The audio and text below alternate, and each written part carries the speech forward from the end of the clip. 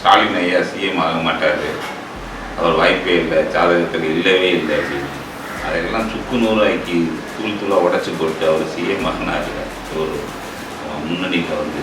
அதை வந்து அதுக்கு இந்த ஜோதிடர்லாம் என்ன சொல்ல வர்றாங்க, அதை எப்படி அவங்க வந்து எப்படி திருப்பி எடுத்துக்கிடுவாங்களா, அது எப்படி நடந்தது?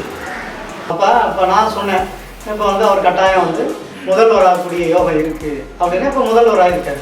அது வந்து பெருவாரியாக வந்து சொல்லப்படுற ஒரு விஷயம்தான். ஜோதிடத்தை நம்ம ஒரு மாதிரி சொல்லணுங்கிறக்காக சொல்கிறேன். ஜோதிடத்தை பற்றி ஒரு குறையாக சொல்லணும் அப்படிங்கிறதுக்காக சிலர் அதை சொல்கிறாங்க, அறியாமையில் சொல்கிறாங்க. இப்போ சொன்ன மாதிரி ஸ்டாலின் வரவே மாட்டாருன்னு சொன்னாங்க, இப்போ வரேன்னு நான் சொல்லியிருந்தேன். நீ வரேன்னு சொல்லியிருந்தேன். கட்டாயம் அவர் ஜெயிப்பாரு அப்படின்னு தேர்தலுக்கு முன்னாடி பேட்டி கொடுத்தது வேடனில் இருக்கு. அப்புறம் அது ஹைலைட் ஆகல. ஆமா, அதுதான். அப்ப எனக்கு ஜோதிடர்ல எனக்கு ஜாதகம் சரியில்லைன்னு அர்த்தம். அதான் ஏன் டைம் சரியில்லாம இருந்திருக்கணும், அவ்வளவுதான். இது நல்லா இருக்கு. ஆமா, அதுதான் உண்மை, அதை ஏத்துக்கணும். நீ சொன்ன ஜாதகக்காரருக்கு நல்ல டைமா இருக்கு, சொந்த ஜோசியருக்கு வந்து டைம் சரியில்லை, எல்லாத்தையும் கொண்டாடி இருப்பாங்க. இது நல்லா இருக்கு, இது ரொம்ப ஹைலைட்டான ஒரு. ஆமா, அது கொண்டாடி இருப்பாங்க. அவர் சொன்னாரு நடந்துருச்சு. ஆமா, அப்ப சிஎம் கூப்பிட்டு வச்சு பயங்கரமா அவங்க இது பண்ணுவாங்க. ஆமா, ஏன்னா அவங்க ஒரு கொள்கையில இருக்காங்கல்ல, ஜோதிடமே பொய்ன்னு சொல்றவங்க போய் இவன் சொன்னேன் அதனாலதான் எனக்கு நடந்துச்சு சொல்ல முடியாதுல்ல. இப்ப நான் சொன்னனாலும் நடக்கல, நம்ம ஒரு கால்குலேஷன் அவ்வளவு ஜாதகம் இருக்கு. அதுதான் ப்ரெடிக்ஷன் நம்ம கரெக்டா இருக்கு. 2026 ஸ்டாலின் ஐயா தான் சிஎம் வராருங்க, வருவாருன்னு சொல்றீங்க. ஏற்கனவே நீங்க சொன்ன மாதிரி வந்துட்டாருன்னு சொல்றீங்க. அப்புறம் எதுக்கு எலெக்ஷன்லாம் வச்சுக்கிட்டு?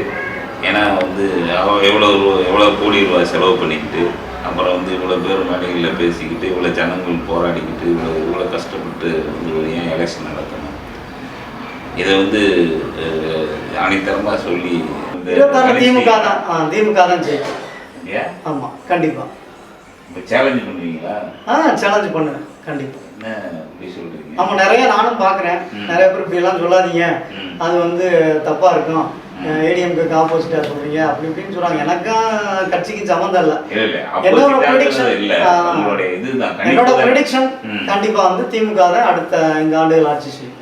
என்னோட ப்ரெடிக்ஷன் வந்து தவறாக இருக்கும், ஆனால் கன்ஃபார்மாக தான் வருவார். ஏன்னா போன முறையும் நம்ம கணிச்சிருக்கோம், அதனால போன தடவை அவர் தான் வருவார்னு சொன்னால் வந்து